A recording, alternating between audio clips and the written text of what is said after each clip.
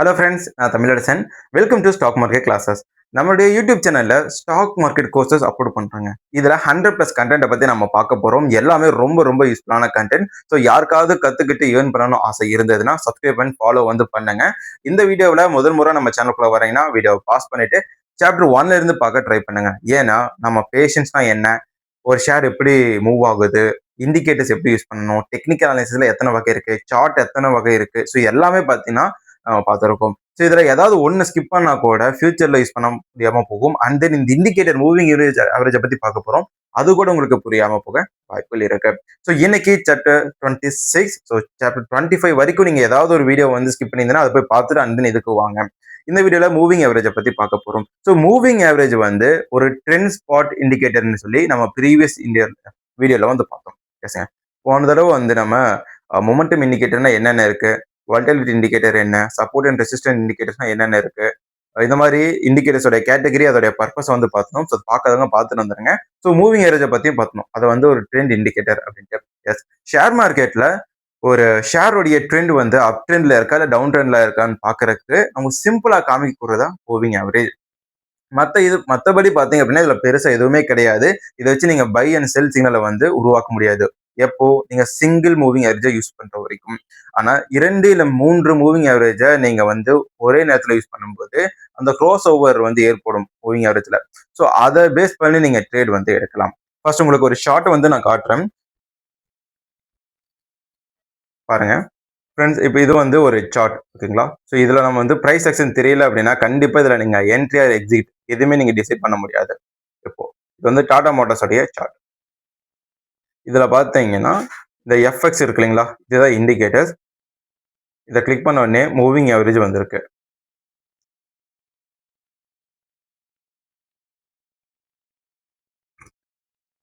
இப்போ உங்களுக்கு ஒரு லைன் தெரியும். ஸோ இதுதான் மூவிங் ஆவரேஜ் லைன் ஃப்ரெண்ட்ஸ். இந்த மாதிரி தான் மூவிங் ஆவரேஜை நம்ம ஆட் பண்ணணும். ஸோ இது 9 டே மூவிங் ஆவரேஜ். எப்பவுமே மூவிங் ஆவரேஜ் பார்த்தீங்கன்னா 9 டேவோட தான் ஃபர்ஸ்ட் நமக்கு வரும். இதில் நம்ம வேல்யூ மாற்றுறதுக்கு செட்டிங்ஸ்குள்ளே போயிட்டு இந்த லென்த் இருக்கு இல்லைங்களா, இதை மட்டும் மாற்றணும். ஸோ இந்த லென்த்துக்கான அர்த்தம் என்ன அப்படிங்கிறத நான் சொல்கிறேன். நம்ம 20 ஃபிக்ஸ் பண்ணிடலாம். அண்ட் கீழே பார்த்தீங்கன்னா ஸ்மூத்திங் லென்த், இதையும் பார்த்தீங்கன்னா 20ன்னு நம்ம ஃபிக்ஸ் பண்ணிடலாம்.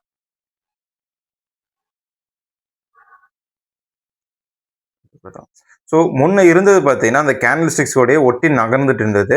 இப்போ பார்த்தீங்கன்னா கொஞ்சம் கேப் தெரிஞ்சுங்களா, இதுதான் 20 டே மூவிங் ஆவரேஜ். அடுத்தது நம்ம இன்னொரு இண்டிகேட்டர் இன்க்ளூட் பண்ணிக்கலாம். ஸோ அதுக்கு ஒரு விஷயம், இதில் பார்த்தீங்கன்னா நான் மூவிங் ஆவரேஜை போட்டதுக்கப்புறம் இந்த ட்ரெண்ட் நமக்கு தெரியுது. முதல்ல ஒரு அப் ட்ரெண்ட்ல இருந்தது, அங்கிருந்து பங்கு கீழே விழுகும் போது மூவிங் ஆவரேஜுக்கு கீழேயே அந்த பிரைஸ் போயிட்டு இருக்கிறத பார்ப்பீங்க. அதாவது கேண்டில் ஸ்டிக்ஸ், ஓகேவா? ஸோ இந்த மாதிரி மூவிங் ஆவரேஜை கிராஸ் ஓவர் பண்ணி கீழே விழுகும் போது அது செல் என்ட்ரி இல்லை டவுன் ட்ரெண்டுக்குள்ள வந்துடுது. ஒரு தடவை பிரைஸ் மூவிங் ஆவரேஜ் கீழே ட்ரேட் ஆக ஆரம்பிச்சது அப்படின்னா மீண்டும் திருப்பி அந்த மூவிங் ஆவரேஜை கேண்டில் ஸ்டிக்ஸ் கிராஸ் பண்ற வரைக்கும் பை ஏரியா இல்லைன்றது அர்த்தம்.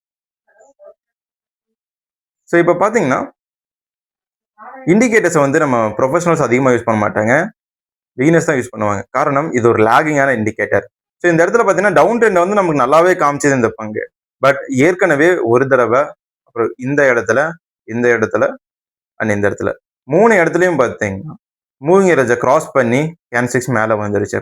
பட் 3 தடவை லேக் அடிச்சிருக்கு, ஓகேவா? ஸோ இந்த லேக்கிங்கை நான் கவனமாக பார்த்துக்கணும். ஸோ நமக்கு சிங்கிள் டே மூவிங் ஆவரேஜை யூஸ் பண்ணும்போது நமக்கு இந்த மாதிரி தவறான சிக்னல்ஸ் நிறைய கிடைக்க வாய்ப்பு இருக்கு. ஸோ இதுலேருந்து நம்ம வெளியே வரணும் அப்படின்னா நம்ம இன்னொரு மூவிங் ஆவரேஜ், அதாவது சிங்கிள் மூவிங் ஆவரேஜை யூஸ் பண்ணுறதை காட்டிலும் டபுள் மூவிங் ஆவரேஜை யூஸ் பண்ணணும். So mixture of moving average போது நமக்கு கன்ஃபர்மேஷன் கொஞ்சம் ஈஸியாக கிடைக்கும். ஸோ இதில் நீங்கள் ஸ்விங் ட்ரேட் என்ட்ரி பண்ணுறீங்க அப்படின்னா 50 டே மூவிங் ஆவரேஜை யூஸ் பண்ணலாம்.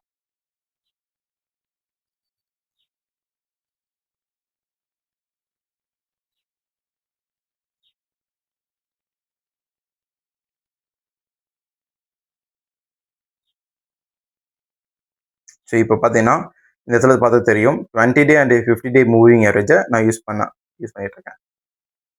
இப்போ நீங்கள் இதில் பார்த்தாலே தெரியும் இதுல என்னதான் பிரைசஸ் வந்து நல்லா மேல கீழே நகர்ந்தாலும் இதோடைய கிராஸ் ஓவர் வந்து வெகு சில இடங்கள்ல தான் நடந்திருக்கும். ஸோ ஆல்ரெடி இந்த இடத்துல ஒரு கிராஸ் ஓவர் வந்து நடந்துச்சு. ஸோ அப்போ அதோடைய ப்ரைஸ் வந்து வெறும் 400 300. ஸோ அந்த ரேஞ்சில் இருந்து எது வரைக்கும்னா ஒரு 1000 ரூபாய் டச் பண்ற வரைக்கும் மூவிங் ஆவரேஜ் கீழே கட் ஆகவே இல்லை. ஸோ மூவிங் ஆவரேஜ் கீழே கட் ஆனதுக்கு அப்புறம் பார்த்தீங்கன்னா ப்ரைசஸ் தொடர்ந்து கீழே சரிய ஆரம்பிச்சது. ஸோ 1300 1200 அந்த ரேஞ்சில இருந்து பார்த்தீங்கன்னா 680 வரைக்கும் கிராஸ் ஓவர் நடக்கல. ஸோ இந்த மாதிரி கிராஸ் ஓவரை பேஸ் பண்ணி நம்ம ட்ரேட் எடுக்கும்போது நமக்கு சிக்னல்ஸ் கம்மியாகவும் வின்னிங் ரேஷியோ அதிகமாகவும் வரும். ஸோ இப்போ எப்படி இந்த 50 day and 20 day moving average work ஆகுது அப்படின்னு பார்க்க போறோம். ஃப்ரெண்ட்ஸ், இப்போ இதுல வந்து நம்ம ஒரு மூவிங் ஆவரேஜ் எப்படி சார்ட்ல இருக்குன்னு வந்து பார்த்தோம். எப்படி ஒரு சார்ட்ல மூவிங் ஆவரேஜ் கொண்டு வரதுன்னு பார்த்தோம். இப்போ மூவிங் ஆவரேஜ் எப்படி வந்து செயல்படுது, அதோடைய பேஸ் என்ன அப்படின்றத பார்க்கலாங்க. So chapter 26 moving average. Friends, இதோடைய பேர்லயே வந்து நமக்கு பதில் இருக்கு, அதாவது ஆவரேஜ். இப்போ 10 டே மூவிங் ஆவரேஜ் நம்ம எடுத்துப்போம். ஒரு உதாரணத்துக்கு மூவிங் ஆவரேஜ்னா என்னன்னா, கொடுத்த பீரியடுக்குள்ளான டைம் அண்ட் பிரைஸ் டேட்டாவை வச்சு ஒரு ஆவரேஜான ஒரு பிரைஸை வந்து கொடுக்கும். இப்போ 10 டே அப்படிங்கும்போது 10 20 30 20 இந்த மாதிரி வர்ற ஒரு 10 நாட்களுடைய பிரைஸை வந்து எடுத்துட்டு அதை வந்து நம்ம 10 அந்த எந்த பீரியடை வந்து நம்ம சூஸ் பண்ணியிருக்கோமோ அந்த பீரியட் கூட டிவைட் பண்ணோம். ஸோ அப்படி பண்ணும்போது இதோடைய ஆவரேஜ் வேல்யூ என்ன வருதோ அதை தான் நமக்கு இந்த கிராஃப்ல வந்து காமிக்கும். ஓகேவா? ஸோ 10 டே மூவிங் ஆவரேஜுங்கும் போது 10 நாட்களுடைய பிரைஸ் டேட்டாவை எடுத்து அந்த 10 பீரியடால் டிவைட் பண்ணி கொடுக்கும். இது வந்து ரொம்ப சிம்பிளா காமிக்கணும்னா, இப்போ 3 நாள் மூவிங் ஆவரேஜ் எடுத்துப்போம். 3 நாள் மூவிங் ஆவரேஜ் யாரும் யூஸ் பண்ண மாட்டாங்க. ஒரு உதாரணத்துக்காக இப்போ டே 1 அப்படின்னு பார்க்கும்போது முதல் நாள் 10 ரூபாய் இருக்கு பிரைஸ், அடுத்த நாள் 15 ரூபாயா இருக்கு, அதுக்கு அடுத்த நாள் 25 ரூபாயா இருக்கு. ஸோ இதோடைய கூட்டுத்தொகை என்ன? 10 25 50. ஸோ 50 3 நாள் டிவைட் பண்ணா எவ்வளவு வருமோ அதுதான் மூவிங் ஆவரேஜ் உடைய பிரைஸ். டே 2 அப்போ பார்த்தீங்கன்னா இந்த 10 நம்ம விட்டுருவோம், ஏன்னா அதுக்கு அடுத்த நாள் நமக்கு இன்னொரு வந்துடும் இல்லைங்களா, புது பிரைஸ் வந்துடும். ஸோ அதுக்காக ஆவரேஜ் பண்ணணும். அப்போ 15 25 அதுக்கு அடுத்த நாள் வர பிரைஸ் என்னவோ அதை 3 ஆல் டிவைட் பண்ணுவோம். ஸோ இப்போ பார்க்கும்போது வேல்யூ வந்து அப்போதான் 50 இருக்கு. ஸோ மீண்டும் 50 வருது. 50 ஆவரேஜ் பிரைஸ் தான் மூவிங் ஆவரேஜ் வேல்யூ. டே 3ன்னு பார்க்கும்போது இந்த 15 விட்டுரும், அதுக்கு அடுத்து வர்ற 25 10 அப்புறம் புதுசா வந்த பிரைஸ் டேட்டா அது ஒரு 5ன்னு வச்சுப்போம். இப்போ இதோடைய கூட்டுத்தொகை 40 இருக்கு. ஸோ 40 ஆவரேஜ், அந்த 40 பாயிண்ட்டை வந்து இந்த 3 டே மூவிங் ஆவரேஜ் இந்த 3 டிவைட் பண்ணோம் அப்படின்னா வர ஆவரேஜ் தான் மூவிங் ஆவரேஜோட பிரைஸ். ஸோ இந்த மாதிரி தான் நம்ம செலக்ட் பண்ண பீரியடோடைய ஆவரேஜ் பிரைஸை வச்சு உருவாக்கப்படுற ஒரு டேட்டா, அதை வச்சு தான் மூவிங் ஆவரேஜ் வந்து செயல்படுது. ஸோ இந்த மூவிங் ஆவரேஜில் நிறைய டைப்ஸ் இருக்கு. 9 டே moving average, 20 day, 50 day, 100 day and 200 day. So இதோடைய பாசிட்டிவ்ஸ் என்னன்னு பார்த்தீங்கன்னா, ட்ரெண்டை வந்து கண்டுபிடிச்சிடலாம். கிராஸ் ஓவர் மூலமா லாங் டேர்ம் என்ட்ரியை கூட நம்மளால எடுக்க முடியும். ஸோ அதுதான் கோல்டன் கிராஸ் ஓவர்னு சொல்லுவாங்க. ஸோ கோல்டன் கிராஸ் ஓவர் வரும்போது பங்குகள் அடிப்படையிலிருந்து ஸ்ட்ராங்கா இருக்குன்றதுனால ரொம்ப மேலே போகும். ஸோ லாங் டேர்ம் உடைய ட்ரெண்டை நம்ம ஐடென்டிஃபை பண்ண முடியும். ஒரு ஷேருடைய ட்ரெண்டை வந்து நம்ம எடுக்க முடியும். அண்ட் தென் சில நேரங்களில் பிரைஸ் வந்து மூவிங் ஆவரேஜை ஒரு சப்போர்ட்டா பயன்படுத்திட்டு மேலே போகும். ஸோ இப்படி பண்ணும்போது என்ன ஆகுன்னு பார்த்தீங்கன்னா, நம்மளால ஒவ்வொரு சப்போர்ட்லயும் ஷேரை வந்து பர்ச்சேஸ் பண்ண வந்து முடியும். இப்போ பாருங்க, இது வந்து ஒரு அப்டேன் மார்க்கெட்டோட இதை வந்து காட்டுறேன். இதில் பார்த்தா தெரியும், இந்த பிரைஸ் வந்து ஒவ்வொரு தடவை மேலே போகும்போதும்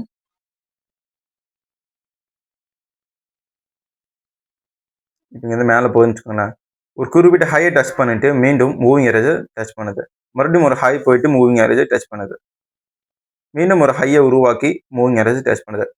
ஸோ இந்த மாதிரி ஒவ்வொரு இடத்துலையும் இந்த மூவிங் ஆவரேஜை வந்து டச் பண்ணுது அப்டேன்ல.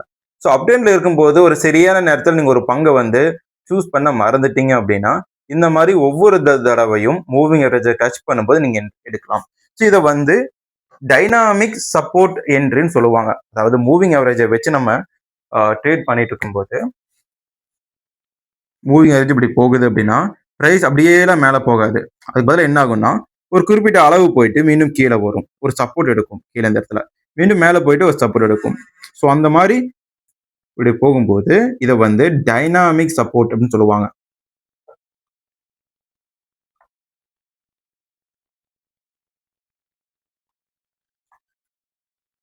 ஓகே, இந்த டைனாமிக் சப்போர்ட் யூஸ் பண்றதுக்காக மூவிங் ஆவரேஜ் நமக்கு ரொம்ப யூஸ்ஃபுல்லா இருக்கு. பட் அதே நேரத்தில் இது ஏன் யூஸ் பண்ண முடிய மாட்டேங்குது, அதாவது லாங் ரன்ல ஒரு இண்டிகேட்டரை வந்து ஏன் ஒரு ப்ரொஃபஷனல் ட்ரேடர் யூஸ் பண்றது கிடையாதுன்னு பார்த்தீங்கன்னா, இது வந்து லேகிங்கான ஒரு இண்டிகேட்டர். ப்ரைஸ் வந்து நல்லா மேலே போயிட்டு இருக்கும், அதே மாதிரி அந்த ட்ரெண்ட் ஸ்டார்ட் ஆனதுக்கு அப்புறம் தான் அந்த சிக்னலே நமக்கு கொடுக்கும். ஓகேங்களா? ஸோ இதனால ஃபர்ஸ்ட் வர ரேலியை நம்மளால பிக்கப் பண்ண முடியாது. ரெண்டாவது இது அடுத்தடுத்த பிரைஸை நோக்கி நகர்ந்துகிட்டு இருக்கு, அதாவது அடுத்த வர பிரைஸ் கூட ஆவரேஜ் ஆகுது. அப்படிங்கும்போது பாத்தீங்கன்னா நமக்கு செல் பாயிண்ட்டும் பை பாயிண்ட்டும் உடனே நமக்கு தெரியாது. இது வந்து லாஸ்ல கூட கொண்டு போய் முடியலாம். ஸோ லாஸ்ட்ல முடியறதுக்கான காரணம் என்னன்னா ஒவ்வொரு பிரைஸ்ல வந்து ஆவரேஜ் ஆகுது இல்லைங்களா? ஸோ ட்ரேடரோட சைக்காலஜி எந்த மாதிரி ஆக்ட் ஆகும்னா இன்னைக்கு கீழே விழுந்திருக்கு, அப்புறம் மேலே போக வாய்ப்பு இருக்குமோ, நாளைக்கு மேலே போயிடும், மூவிங் அவரேஜ் மேலே போற மாதிரி தான் காமிக்குது அப்படின்னு அவங்க நம்புவாங்க. ஸோ இதனால ப்ரீவியஸ் சின்ன சின்ன கேன்ஸ் அவங்க வந்து யூஸ் பண்ணுவாங்க. அதாவது 1 ஹவர் மூவிங் அவரேஜ், அப்புறம் 1 டே டைம் ஃப்ரேம்ல வச்சு யூஸ் பண்ணும்போது மிக்சடான ஒரு சிக்னலை வந்து காமிக்கும். ஓகே, 1 டே மூவிங் அவரேஜ்ல வேறு சிக்னல் காமிச்சாலும் 1 ஹவர் சார்ட்ல பார்க்கும்போது பை என்ட்ரி காமிக்குது. ஸோ நம்ம வாங்கின பிரைஸ்க்கு வந்தாலும் நம்ம வித்தரலாம், இல்ல கொஞ்சம் மேல போக வாய்ப்பு, அப்ப நம்ம வித்தரலாம்னு சொல்லி பார்ப்போம். அதுக்கு அடுத்த நாள் வந்து நியூஸஸ் காரணமாகவோ இல்ல வேற ஏதோ ஒரு சிக்கல்கள் காரணமாகவோ டவுன் கேப் டவுன்ல ஓப்பன் ஆகும்போது மிகப்பெரிய லாஸ் நம்ம சந்திக்க வேண்டியதா இருக்கும். அதனால மூவிங் அவரேஜ் வந்து ஒரு லேகிங் இண்டிகேட்டரா பாக்குறதுனால ட்ரெண்ட் ஸ்பாட் பண்றக்கும் இல்ல லாங் டேர்ம்ல வந்து இந்த கிராஸ் ஓவர் பேஸ் பண்ணி என்ட்ரி எடுக்கிறதுக்காகவும் மட்டும் நம்ம யூஸ் பண்ணிக்கலாம். இப்போ இத்தனை வகையான இண்டிகேட்டர்ஸ் இருக்கு, இதோடைய பர்பஸ் என்ன அப்படின்னு நான் சொல்றேன்.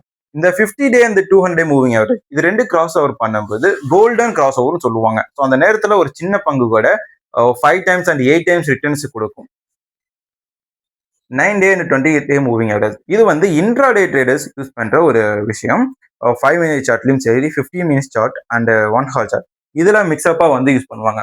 இந்த மாதிரி யூஸ் பண்ணும்போது ஒரு நாளைக்கு அவங்களுக்கு வந்து 2-3 இல்ல என்ட்ரி வந்து கிடைக்கும். 20 day and 50 day moving average இது வந்து ஸ்விங் ட்ரேடுக்கு யூஸ் பண்ணக்கூடிய ஒரு கிராஸ் ஓவர் சிக்னல். இப்போ short term and long term இண்டிகேட்டர்னு ரெண்டு இது இருக்கு. இதுல குறிப்பா சொல்லணும்னா short period, long period moving average. ஓகேவா? இந்த டேர்ம்ஸ் வந்து ரொம்ப முக்கியம். இந்த ஷார்ட் பீரியட் அப்படிங்கிறது இப்போ ரெண்டு இண்டிகேட்டர் யூஸ் பண்றீங்கன்னா அது எது குறைஞ்ச ஒரு நாட்களோட எண்ணிக்கையில இருக்கு அப்படிங்கிறது. இப்போ 20 டே moving average, 50 day moving average இது ரெண்டையும் எடுக்கும்போது 20 டே மூவிங் ஆவரேஜ் தான் ஷார்ட் பீரியட் மூவிங் ஆவரேஜ். ஓகேவா? 50 டேங்கும் போது லாங் பீரியட் மூவிங் ஆவரேஜ் நம்ம எடுத்துக்கணும். இந்த நேரத்துல இந்த ஷார்ட் பீரியட் மூவிங் ஆவரேஜ் வந்து லாங் பீரியட் மூவிங் ஆவரேஜால கட் பண்ணப்படும் போது இது வந்து பாத்தீங்கன்னா செல் சிக்னலை கொடுக்கும். ஓகேவா? ஸோ எப்போ ஒரு long period moving average short period moving average வந்து கட் பண்ணுதோ அது வந்து பாசிட்டிவ் சிக்னல், ஒரு பை சிக்னல்ல கொடுக்கும். சரிங்களா? ஸோ இந்த மாதிரி ஷார்ட் பீரியட் லாங் பீரியடை வந்து யூஸ் பண்ணும்போது ஸ்விங்குக்காக நீங்க 20 அண்ட் 50 டே இந்த காம்போ வந்து யூஸ் பண்ணலாம். ஒரு பொசிஷனல் என்ட்ரி அந்த மாதிரியான ஒரு லாங் இல்ல ஷார்ட் என்ட்ரி எடுக்கும்போது 50 day and 200 day moving average வந்து எடுக்கலாம். ஸோ இதுல வந்து டைனாமிக் சப்போர்ட் எடுக்கிறதுக்கு நம்ம 9 டே மூவிங் ஆவரேஜ் எடுக்கலாம். பட் அது ரொம்ப வால்டைலா இருக்கும். அது வந்து இன்ட்ராடேக்கு மட்டும்தான் யூஸ் ஆகும். மிகப்பெரிய காலகட்டத்துக்கு நீங்க போகும்போது, அதாவது லாங்கர் டைம் ஃப்ரேம் நீங்க யூஸ் பண்ணும்போது உங்களுடைய அக்யூரசி ரொம்ப அதிகமா இருக்கும் மூவிங் ஆவரேஜ்ல. ஓகே ஃப்ரெண்ட்ஸ், இந்த வீடியோ உங்களுக்கு பிடிச்சிருக்கு நம்புறேன். இது போன்ற வீடியோஸ்க்கு சப்ஸ்கிரைப் பண்ணுங்க. தேங்க்ஸ் ஃபார் வாட்சிங். டாடா, பாய். சரியாம்மா?